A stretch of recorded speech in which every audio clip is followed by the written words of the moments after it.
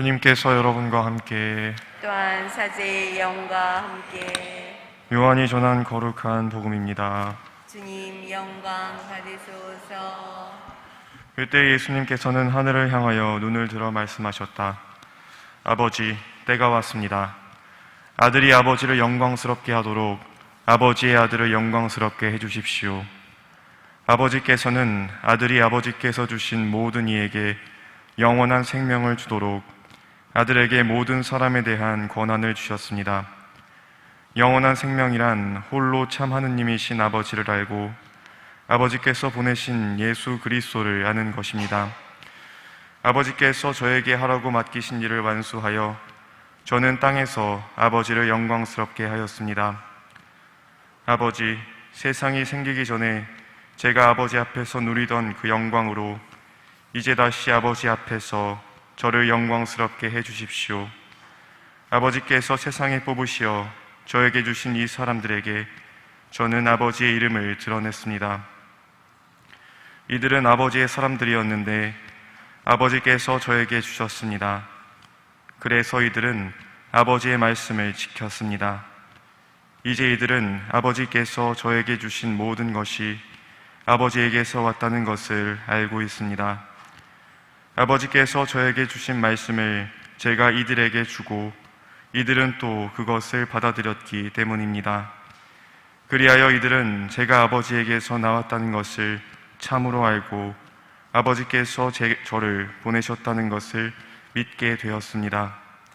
저는 이들을 위하여 빕니다.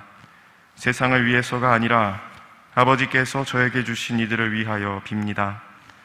이들은 아버지의 사람들이기 때문입니다. 저의 것은 다 아버지의 것이고 아버지의 것은 제 것입니다. 이 사람들을 통하여 제가 영광스럽게 되었습니다. 저는 더 이상 세상에 있지 않지만 이들은 세상에 있습니다. 저는 아버지께 갑니다. 주님의 말씀입니다. 그리스도님 찬미합니다. 자리에 앉겠습니다.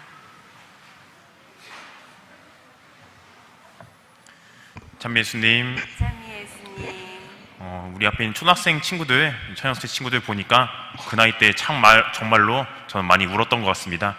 길을 잃어버려도 울고, 점수가 좀 떨어져서도 울고, 그랬었는데, 나이를 더 먹고 보니까 눈물만 더 많아지는 것 같습니다.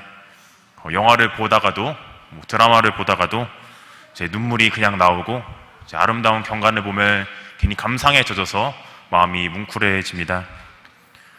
특별히 본당을 옮기게 되는 이별의 순간에는 이제 눈물과 더불어 콧물까지 함께 나와서 그래서 별명이 본당 가는 곳마다 울보고 찌질이고 그런 별명들이 붙곤 하였습니다. 오늘은 예수님의 고별기도 이야기입니다. 보통 사람들은 이별할 때 자신이 그동안 제대로 해주지 못한 것, 아쉬웠던 것, 후회하고 미안한 감정들을 먼저 이야기합니다. 그 중심이 바로 나한테 있다는 것입니다. 하지만 예수님께서는 먼저 하느님 아버지께 영광을 돌리십니다. 그리고 자신의 아니가 아닌 하느님의 자녀들을 먼저 생각하십니다. 우리가 신앙생활을 하는 것은 우리의 구원과 행복을 위해서입니다. 하지만 이것이 너무 지나치다 보면 나만의 구원과 행복을 추구하면서 나 자신만을 위해 기도하게 될 수도 있습니다. 이러한 태도는 금방 말과 행동으로 드러나게 되고 내 주변 이웃들에게 상처를 줄 수도 있게 됩니다. 따라서 우리는 가장 먼저 하느님께 그 영광을 바친 다음 우리 애들을 말씀드리고 기도해야 합니다. 예수님께서는 이를 너무나도 잘 알고 계셨습니다. 예수님께서는 당신의 복음 선포의 역적에 대해서 먼저 자랑하고 으스대지 않으셨습니다. 하느님 앞에서 당신을 영광스럽게 해달라는 말씀은 예수님의 당신의 영광이 먼저가 아닌 하느님 아버지의 영광과 하느님 아버지 자녀들의 영원한 생명을 위한 것이었습니다. 우리도 예수님처럼 그리고 오늘 에독서의 바오로 사도처럼 하느님께 영광을 돌릴 줄 아는 신앙인이 되도록 노력합시다.